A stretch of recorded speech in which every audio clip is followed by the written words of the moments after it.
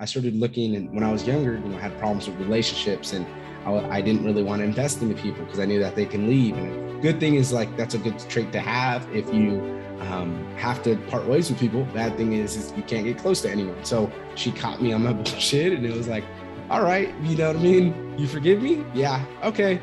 Well, what are we going to do? She's like, no, you're going to do better. And I'm like, all right, and slowly, absolutely. So the winner's paradigm is all about, how a winner would interpret their struggles.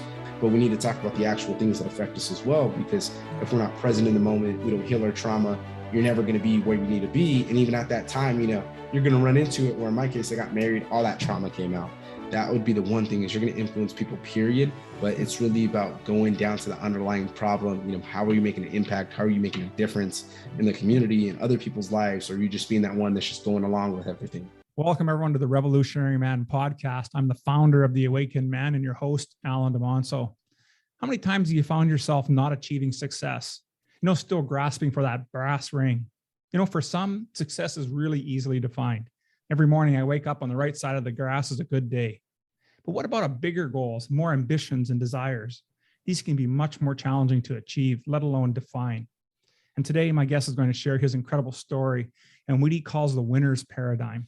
Now, before we get into all that, I just want to remind you to hit like, subscribe, and share on your favorite platform so you can stay updated on our latest content, as well as helping me grow the Awakened Man message. And for that, I just want to say I'm truly grateful. So with everything being said, let's get on with today's episode.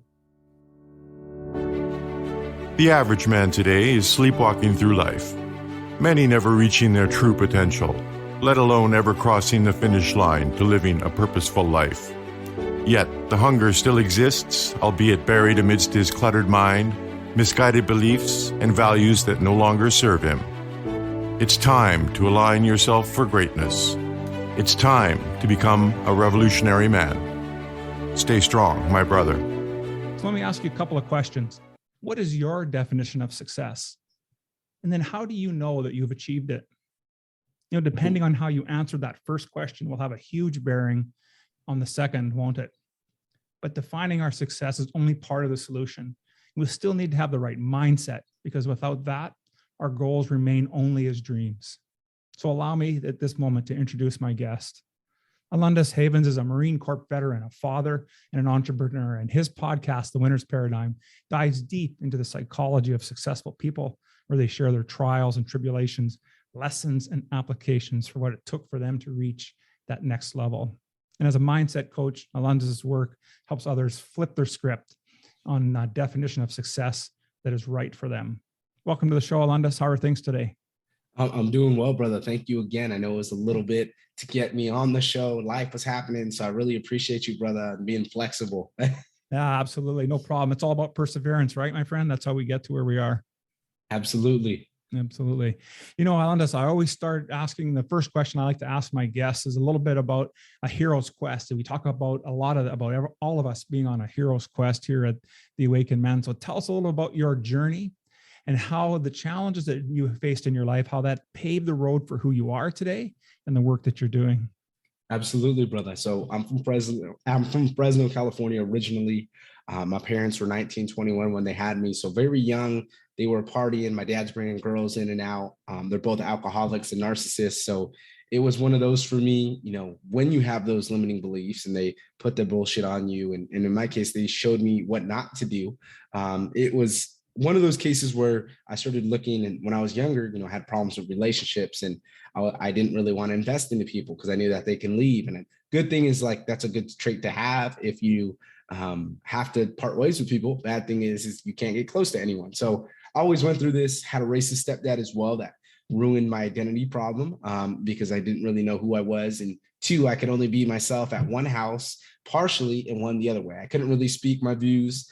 If I did, it was a problem. And now we're engaging in combat, or he was on, the right, and he's really conservative. And I'm like, I just don't believe in all the things that you say.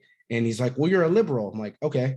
And it was just like, you're okay with being labeled as that? And I'm like, well, I don't believe I'm a liberal. And it's like, because I fall more in the middle. It's just socially, I believe more liberal, conservatively, economically. And, even now I can still talk with people. So I say that just to paint the picture. Those were some of the things I battled. Ended up, getting in an argument with him one day. And that's where I was just like, what, I got to move on with my life. Like, I can't be doing this because, again, they showed me all the things not to do. And it was always filling that void, going to another father figure, going towards, hanging out with friends and trying to make money because I didn't want to ask for anything from my parents. And it was one of those, like, they wouldn't even give it to me. So for me, I was having all these problems, go to the military and never really solved the trauma of my childhood, being abused. Never really had that, still had the problems with my parents. When I turned 21, my dad calls me and starts complaining about growing up for him and how much of a problem. I'm like, bro, you're 47, you're going through all these things. You need to go to therapist, you need to get some help, like do whatever you got to do, but you're not right. And he was just like, well, you've never went through any adversity in your life. And I'm like, man, I had a restraining order at one point in time. So how do I not have adversity when we went to supervised visits and I'm screaming, I hate you and all these things. And now that's messing with my mind. And when I was on boot leave, my stepdad almost shot my wrestling coach. So that brought in another thing of trauma where I didn't solve it. Plus all the other shit, one of my cousins got stabbed 9 times and he was strung out on meth. And he used to, stir the pot. He claimed he was a gangster. And now my friends were going to jump me at one point in time because they were like, oh, your cousin claimed this. Are you that? I'm like, nah, bro, I'm not in that shit. Yeah. So it was one for me, going through those things, but even going to the military and trying to change it. And I started drinking heavy. And it was something, ruined the relationship with my wife when we first started dating. And it was something where it was like gradually got better over time. And luckily she never gave up on me because she believed in me. But it was one of those for me where it was like, man, are you going to repeat all this BS that happened to you? Or are you finally going to wake up and just be what you need to be? Like, what is the difference of why you're doing it? What's going on? And in my case, it was really doing that. So was able to stop drinking. I ended up getting out the Marine Corps and I'm working these jobs and like first one, home improvement, sales, and a straight commission. So that was rough, because I had a 7G month and I had no money coming in for 2 months because my deals were canceled. Went to a mortgage brokerage. And to add context, when I was in the Marine Corps at 19, 20 years old, I was my own boss, but that did 2 things for me. It made me become a leader and step up. 2, but that's where I dealt with my ego problem, thinking I knew everything. So luckily was able to get out of that there. But when I'm at the mortgage brokerage, then I failed my test 3 times. And I'm like, I'm a failure. What's going on with me? I'm working on my business management degree, getting up at 4 o'clock in the morning, hitting the gym, trying to provide for the wife. I'm grinding all day. When I'm not home, I'm studying or working on my schoolwork, so it was like, and that trying to start a podcast. And it was, all right, now I'm neglecting the wife a little bit. We had a second miscarriage. So mental health was just down. I was just like, man, what are you doing? So luckily we got pregnant again. A week before my daughter was born, I started the Winner's Paradigm podcast. And my goal there, was really to take all those lessons I learned or all the things that I seen. I'm like, yeah, that's not what I want to repeat. And I show people, hey, this is what you can come from. It doesn't really matter. Even the guy that has great backstory or the great family, he's dealing with something and he's going to hit a point where they don't get it. Cause that's what happened in the mortgage brokerage. Where I was like, these guys are coming off mommy and daddy's couch and they gave them everything. And they're like, what'd your parents do? I'm like, not a single cent since I turned 18. And my dad gave me a little money as a wedding gift for a couch. But I was like, other than that, I've never asked for anything and I never will because I know I can do it on my own. So it was one of those for me where it was realizing all these things. And that's where I projected in the podcast was, hey, I'm going to find those answers from people. I'm going to help out other people. I'm going to open up and be vulnerable about my journey. I'm going to talk about the stuff people don't want to, where you don't heal trauma. And now I'm literally crying outside and I'm journaling and meditating. And that way I'm able to get that out. So I'm able to constructively get better and then help people.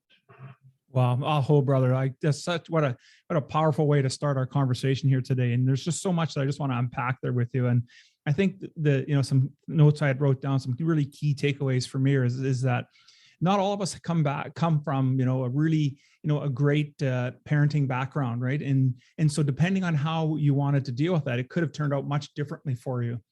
But you had the internal wherewithal, the fortitude to recognize that you just wanted something different in your life and to make some of those changes at such a young age. I just want to say, kudos to you. Way to go, brother, for making those changes, because it could have been extremely different for you.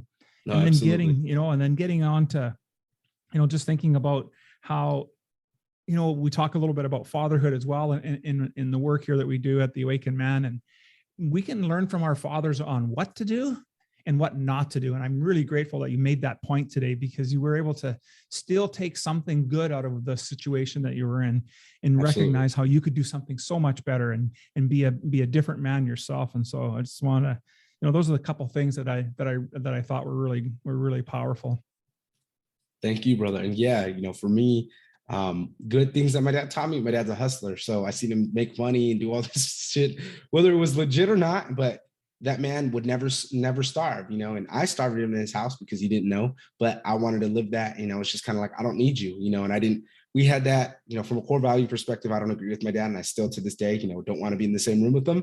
But that was something that in high school I realized was like, you have this money, we have no food in the house. But he's like, oh, you could have told me. Nah, it was different, the way that he treated me in that. I didn't want to go to him for anything. And then I had my stepdad on the other hand, working in the factory and working his butt off and, not having the relationship with my mom. And he would work 18-hour days and like, he would drink a lot and he would say these, crazy fucking views. And I'm like, bro, I don't believe that, So yeah, he was the guy that took me fishing and that, and he was the same one who tried to shoot my wrestling coach. So it's like, at the same time, like I took both of those two things and I said, all right, I kind of had that. I had the wrestling coach in high school that came in. He was the one that let me talk. So I did anything stupid or, oh, what are you doing at a party this weekend? I'm drinking or doing this. And he's like, all right, cool. And he was able to like somewhat guide me.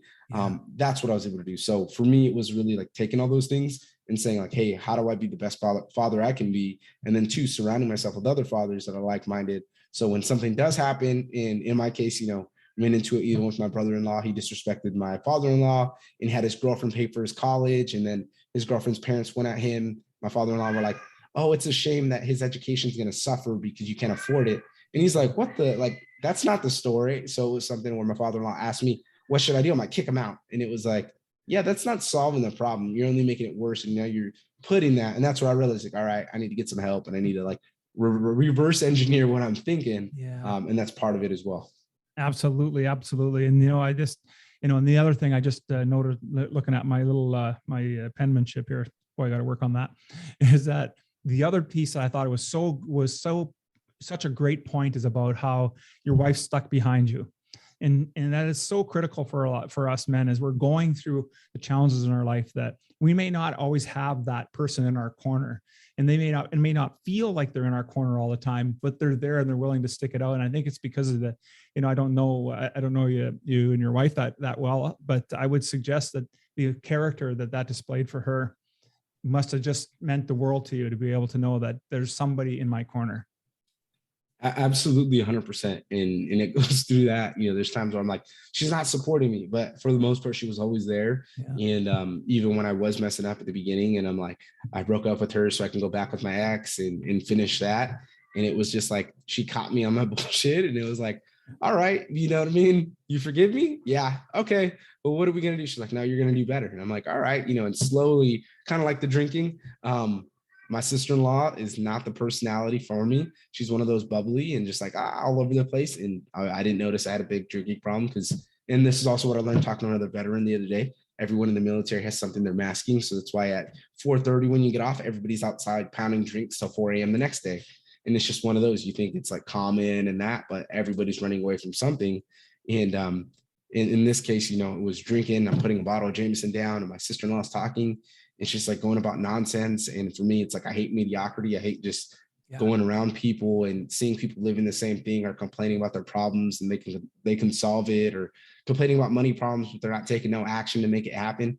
Things that irritate me, so my sister-in-law's going, I'm like, yo, could you just shut the fuck up? And I'm like, your problems aren't that bad. You just need to suck it up. You need to figure out how you're going to make the money and then just do it. And I'm like, instead we're just sitting here and we're just complaining about shit. No, you're not getting anywhere. No one fucking cares. My father-in-law looks at me and he's like, pulls me to the side. Hey, are you an asshole or something? And we start talking and like, I start just venting. And then he's like, all right, so yeah, you do drink a little bit. But other than that, we start going through it. I'm like, hey man, I'm sorry, but that's just how I feel on a personal level. And for me as a man, we try to fix things, but it's like, how long are you just going to hear it or accept that? And he's like, oh, well, that's what they do. And I'm like, no, like I'm not going to allow somebody to keep doing that and not help them. And in this case, I come off brash and it's rude, but I'm telling them, hey, there's another way to it. So I could have came off nice from that day I was drinking, and it was just something I learned, like, all right, I need to work on this. But two, I do care about people. And it's one of those, it's like, why are you going to let someone else struggle or keep complaining about something when you're like, hey, I can simply show you a solution or show you how to be resourceful. And in their case, they're like watching YouTube videos or talking to people. Oh, now this works for me. Exactly. Love that. So let's get into a little bit about this winner's paradigm, and what's that, you came up with this phrase. I really like it. So what does it mean? What's it all about? Absolutely. So the winner's paradigm is all about, how a winner would interpret their struggles, essentially. So when you're thinking about it in your mindset and you're like, I can't do this. Yeah, you can't, because you're using that word. But when you look at any where you're, through period of time, or any professional athlete, anybody who wins, any, CEO of a company, they're all finding one thing. And when they realize it, they are like, hey, I need to flip the script. I need to make it happen. I need to figure out a way to win.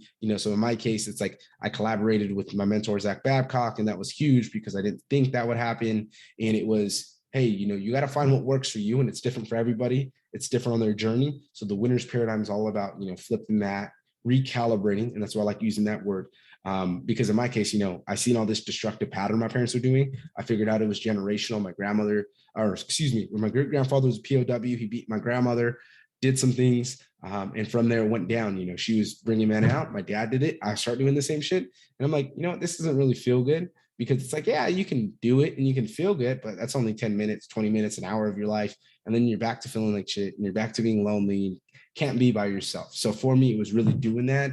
And then I talk about the healing as well, because it's like, it's great to talk about business and the mindset that gets you there, but we need to talk about the actual things that affect us as well, because if we're not present in the moment, we don't heal our trauma, you're never going to be where you need to be. And even at that time, you're going to run into it, where in my case, I got married, all that trauma came out. And it was like, my wife's just sitting there, and I'm like, all right, well, you can leave, the doors right there. And she's like, no, that's not solving any problems. And I'm like, yeah, you're right.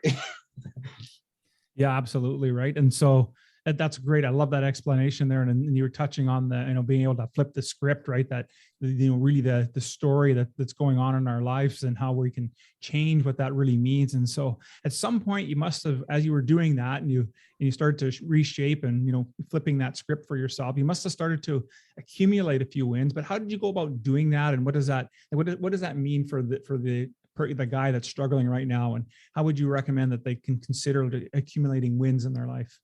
So I'm going to flip this real quick. Yeah. I'm going to set the stage, because I could speak for that. So in my case, I had 3 friends who died in 3 years. My junior year of high school, right after I graduated, my best friend died. And then my other friend died of cancer before I deployed. So when I got out the military as well. And it was tough for me, because my friend that died of cancer the friend that died junior year killed himself. And I never really processed that. I put that down deep, and it sucked, because it was just like, I was sad. Don't get me wrong. I was sad for a couple months, but it was different because I was sad versus actually healing from it. Yeah. And it was in my head, like I was partying with this dude the night before, and then he kills himself the next day. And I didn't think of that. And then even my best friend, we had breakfast that morning. He was supposed to meet with me. So that took that hard. But the friend that died from cancer, I blacked out, and my stepdad, like I said, that happened. He told my little brother, who was 8, he was going to buy him a Glock. So I blacked out drunk, and I was like, I want to kill myself. My little brother, who's 8, wants a fucking Glock. Like, I can't deal with life, And that was the last time I see my friend. I actually got a tattoo for him, and I had a dream, and I'm like crying, and I'm like, brother. And that was, I guess, the way that he communicated with me. Hey, everything's going to be all right. And he touched me, and I woke up that day. But for me, it was all that struggle. I had a grandfather as well that cleaned up everything for me when I was at that mortgage brokerage. Right when I got out the military, a couple months after, like 3 months after, he ends up passing away, and he cleaned up everything in my life. My dad starts doing something stupid. He moves in, he would come to my games, and the last year of life, me and him got close. So it was difficult for me when he died, because I no longer had my person, and my father-in-law is the dad I always wanted. But at the same time, it's like, how much am I going to rely on my father-in-law? And 2, I developed a fear of losing people. I didn't want to get close to anyone, because what happens if my father-in-law dies? Now I got nobody. And it was one, like, I'm going to take that hard regardless. But it was, 2, yeah, I can depend on him, but I can't depend on him every single day for every single thing. I got to become a man. I got to be able to heal the things I need to do. So for me, it was that. How I was able to stack the wins, it was just being grateful, being in the moment, waking up in the morning. I know everybody says affirmations, being grateful, and it's something you're like, yeah, that's woo-woo. But it really was that, it's like, man, I'm grateful to be alive. I got people that aren't here anymore, so I'm really grateful for that. I'm grateful that I get to be a father finally, because my wife was pregnant. It was like, don't be happy, don't be happy, don't be happy. And then even like when she was about to have the baby, something happened, and we were like, oh shoot, we could lose a baby. So I got to be a father finally. I got to do it right. And then 5, it's like, I got to live the life now that I want to. I have a podcast. We're going to help people and really help them recalibrate their mindset. I have a business that I get to work with people who have similar core values and align to me. So it's not that I'm just working on anything or caring about it. It's completely different. So I'd say in my case, I kind of factored all those things. And that's where I started stacking those wins. Is I got extremely grateful. I dialed in and figured out, hey, why am I doing this and how? And then from there, I started doing it where I'm like, I'm not a failure. I'm almost done with my business management degree. So next month is my last month finally. And it's like, yeah, college doesn't resonate with me. I'm starting a business and I can actually make money. And that's what I want to do. So I'm going to go 100% all in it. And it was just doing that, having the conversations we are, where you're like, man, I'm learning from this guy. That's a win, because before we would have never wanted to have that conversation. We would never want to be told we're wrong. We would be like, no, you're wrong. I'm not the wrong one. And it's like, yeah, we're spinning our wheels, but getting in the room with the right people all switched that for me. And then even now, went to my partner's event and I got in front of 80 people and sharing my story, and people are coming up to me and I'm like, man, this is awesome. I didn't think that would ever happen to me, where it's like, that's a win, because to me, even before doing it, I didn't want to. And I had that fear. I'm like, I don't want to go in front. I really don't want to tell my story. I just want to like meet people one-on-one. And it was like, no, I'm not going to do that. You got to do what you don't want to do, what's uncomfortable. Yeah, for sure. And yet you challenge yourself to do that. And that was a great, I just really like how you put that together. And I think that, for a lot of us, we don't recognize the power in being grateful. And Absolutely, because we're in a society where it's all want. And when we can take that moment to just be grateful for what we already have, that we have everything that we need right now, right in front of us. And it's about having that, like, as you say, recalibrating that mindset or flipping the script on what life really means, I think is, really key. And the message you're bringing to the table today, I think is just phenomenal. So well done. Appreciate you, brother. Yeah. So what kind of resources do you have, like, for people to learn from? Do you provide any resources in your work with your podcast and other work? Good question. So my main resource is the podcast, where we have these conversations. And then what I do too is I'm Revocal on it on Facebook, to where I post these and then put them in my blog as well on my website. That way people can read it and that. And then I'm always posting books as well, where I'm like, hey, I read this book and it helped me. And this is where it allows me to do that. So I put more of the personal touch on there, and then have, one-on-one calls, and especially with clients, dial that in, so I can be able to do that. So I set the frame so it's like everybody sees what I'm doing, I'm living it. And then I have you, hey, if you want to talk sidebar, we can. And I can be able to be there for people. That way it's not just me forcing a PDF down their throat and someone's just reading this. I'm like, no, they're seeing me post books that I'm reading that's helping me out. It's me opening up every single day, and I'm talking about projecting your emotions on a child and how it affects them for life, and what it looks like, you know what I mean? And why, I have no time for that nonsense. And it's one of those where people are like, yeah, that resonates with me. Comment on there, and now we're having that conversation. So I make it more interactive on that case. I know in the future, I'll have more of an organized course in that, but I felt like right now, where we're at, I wanted to be able to have that personal feel and just really, take the time to help people. Love that.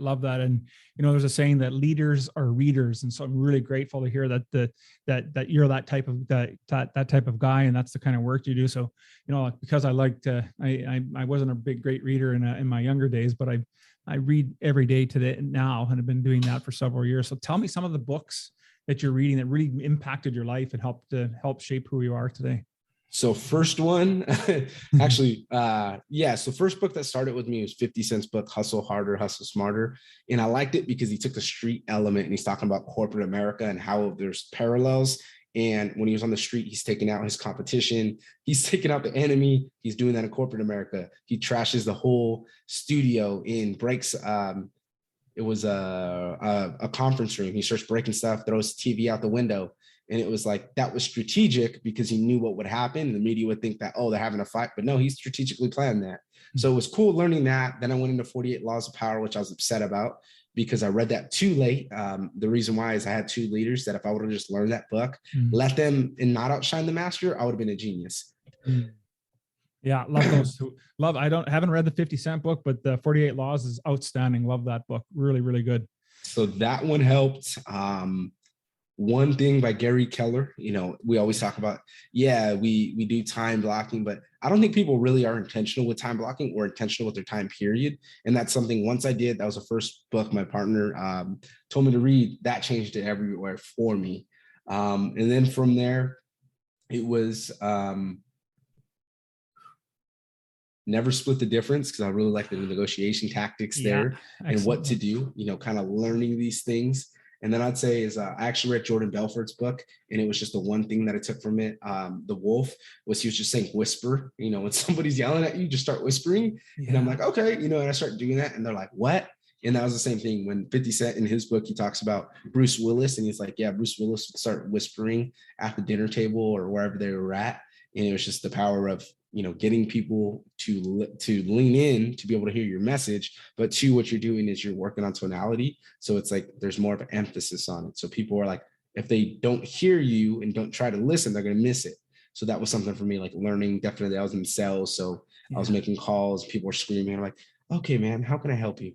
All right, well, and they're like, what? And you just change that temperature. So for me, those books were huge. And then again, Rich Dad, Poor Dad. That was one of them to me where like I started clicking everything in, but it was one of those where it's like getting through those limiting beliefs. And now it's finally like, yeah, that's how the poor think. This is how the rich think. This is how, the middle class thinks. And you're like, no, it really makes sense on how we're kind of brought up in the school system or how our parents think of things. And when we do start making money and people are like, you're evil, millionaires are evil. And you're like, actually, I met a couple millionaires and they're really nice people. They really want to help you. And that, they're not Elon Musk level. And that's probably why people think that. But no, like millionaires are good people and they have resources to be able to help you. And you could pay them to coach you to get to where you need to be. And I think that's where sometimes people don't know. But when you start putting that work in, you start surrounding, you're like, man, everybody just wants to see each other win. And that's all it is. Absolutely, that's for sure. And especially, I found similar experience in my life as well with people who have attained quite a bit, like lots of success, whether they're millionaires or very successful in business. And it's just amazing to me how open they are to want to share what their knowledge is, because they recognize the effort, and then they see someone like you step up and asking questions, and then they want to support that. And so it's so cool. And that kind of leads me into my next thought and question. You've mentioned a couple of times that, there were mentors in your life. So who would you recommend that people should surround yourself with in order for them to like mirror their lifestyle or mirror what they're doing? Who would you recommend? Yeah. So you're asking who would I recommend who should you surround yourself with if you want to really mirror their lifestyle? So what kind of attributes or what type of people would that be?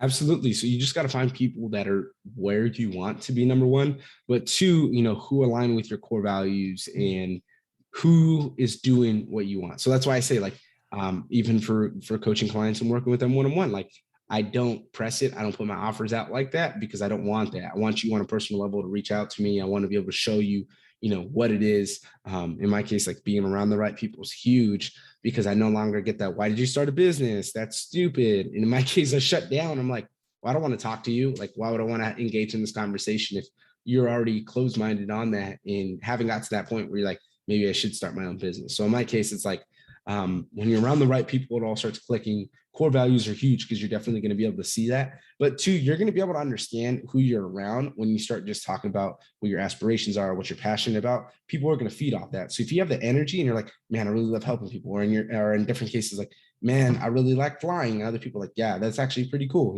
and you guys meet there, it's so much better. So in my case, like, I got involved with Zach Babcock and his team early on, was working in their monthly coaching calls and groups and slowly built that relationship, started building a business with him and partnered. And that was something I never thought I would do, but it was crazy just off the recognition. And two, it was like, no, we're talking about core values. We're living this way. We're healing trauma.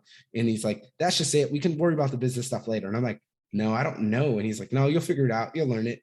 And I'm like, and even like people realizing that, like, man, I want to rock with you for who you're hanging out with, because that's power, and what they're doing for you is better. And I'm like, I became that. Or for instance, like I went to a conference, his event the other day, and it was just like, hey, when you go home, first thing you're going to do, you're not going to talk about the trip with your wife. You're going to, take your family out, go to dinner. You're going to spend time and be present in the moment. Shut your phone off. And I'm like, okay, and it was awesome, like having that, because at the same time, it's like finally being around those people who will check you when you do something dumb or be able to give you that good advice. So it's like, you're not just being that, you're not out here flirting with a waitress and thinking it's funny. It's like, no, you're actually dialing in on what you're doing. You're actually who you need to be. You're actually around the people who are going to hold you accountable. And I say that's the most important part, is once you, start developing that just be appreciative of it and understand. Like in my case, meeting people for the first time that would do anything for me versus people I knew my whole life who don't care about me essentially. Yeah, absolutely. Totally agree with that. Now, it sounds like throughout this whole journey for yourself, you've been really challenging yourself and evolving to get to these new heights. So how important has that been for you in order to get to the level that you're working at today? You 100% have to. And in my case, it was more analyzing patterns and seeing things. And hey, someone wasted 20, 30 years of their life doing the same thing, or crying wolf, but not doing anything about it. Or in my case, seeing someone, hey, 6 years later, still in the same position, but has a problem with everything, wants to run their mouth. And it's like, well, maybe they're bitter. So in my case, it was observing that firsthand and then being like, I don't want that to be me. And don't get me wrong, in my case, yeah, I was partying, I was drinking, I was acting stupid. But when I started cleaning it up, that's where I realized that when I stopped drinking as heavy, and I say it now, I'm not a drinker now, but I do have a couple of drinks, and that's what I like it. And I leave it open for that, is because I want to connect on that time. Sometimes, when it's people and hey, we're having a couple, it's not, we're pounding them. And I know that I got to wake up early to hit the gym the next morning. I got a little one that wakes up at 6:15 in the morning. So that means I got to be up at 4 to go to the gym. If not, 6:15 is going to suck. And I already physically feel terrible every morning because I have really bad joint problems from the military. So for me, it's having those priorities. And when I stopped drinking, and I actually took 2 6-month periods off, that's where people are like, you're a square, you're boring, you're that. And that's where I realized it for myself. It's like, well, that's not my crowd, and it's like, they don't even know me as a person to be saying that. And two, it's like, why do I want to be that guy forever? Like, what happens when I have serious medical conditions, like, oh, you're no longer who you used to be, then I'm going to worry about identity issues. So in my case, it was like solving that identity problem there. It's like, nah, I'm not a drinker, kind of like the AA when they talk about you being an alcoholic, and I'm an alcoholic, and yeah, I agree to an extent, but I'm not, I can change it. And in my case, like, I'm not an alcoholic anymore. So I say anymore because I don't identify as that. Why am I going to label myself, put myself in a box that I'm not in? And yeah, I know my vices. I know that when shit happens and if it's too much trauma, I can lean to the bottle. And now it's having that, knowing I can meditate and have other means that's going to distract me from it. So in that case, having the set procedure to solve the problem is huge. Yeah, absolutely. And because you're awake today and you're conscious about what's going on around you, you're able to take action and take responsibility. Whereas before, it probably was a little more challenging from what it sounds like from the story for you to be able to even be able to get to that point. And so it's just amazing to hear your evolution from where you were to where you are today and how you've made such great changes and strides. And so I wanted to have this one, last question here for us. And that is, we talked about a lot of stuff today, but and maybe there isn't something we haven't touched on yet, but if there was one thing you wanted to leave our listeners with today, something for them to remember, what would that be? So the one thing I would say, and it goes in hand with my business, Alpha Influence Media, is it's helping other alpha podcasters, entrepreneurs get aligned to ideal audiences so they can deliver massive impact and really, harp on the influence they want. So I'd say in our lives, you're influencing people, period, but it's really about that impact and what is behind it. So in my case, like, I'm an introvert and I use that as an excuse and like, oh, I'm an introvert, I can't talk to people. But no, it's not I'm an introvert, I can't talk to people. It's I'm an introvert, I have problems where if I don't click with you and I don't feel like we're on the same page, it's hard for me to engage in that. So when I'm around the right people, it is, and I'm able to have that impact. I was flying to St. Louis and the girl next to me, she had alarms on her phone. She had 3 alarms on opposite: study, break, or study, nap, break. And I was just like, that's pretty awesome. And I was like, hey, you do that too. So from there, we're talking 2 hours, open up to each other, said some things that she's never told anybody. I start telling her, I'm getting a little teary eyed. I'm like, yeah, I know exactly how you're feeling. I've been there, done that. So it was awesome being able to do that. But I'd say that's the best part about that impact is, you being able to do it and then helping people, being vulnerable. Everybody always says the authenticity, vulnerability. Yeah, it goes hand in hand. But I'd say more on the vulnerability side is, yeah, you can be authentic and you can say it, but people can tell when it's genuine and it's coming from that place versus when you're just saying it to say it. And yes, it could be you, but they can tell when there's a little hesitation on it. So me, when I didn't want to get as vulnerable, when I didn't want to open up about the stories, but when I started saying, yeah, that's what happened, or in my case, my parents flipping the script and like questioning me on things, making me feel like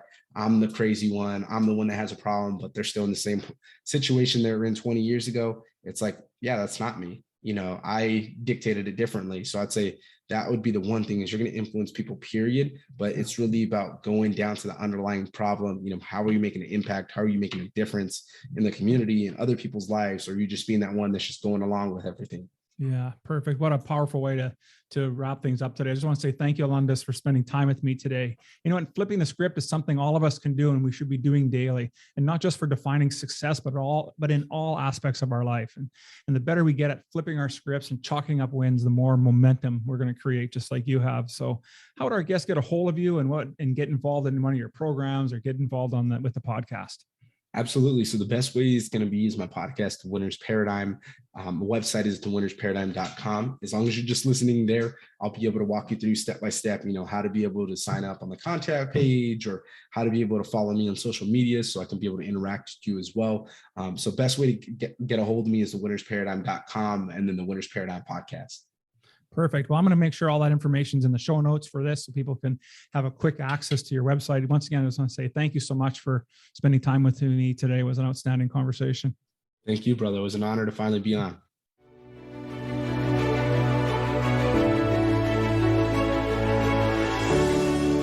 Thank you for listening to the Revolutionary Man podcast.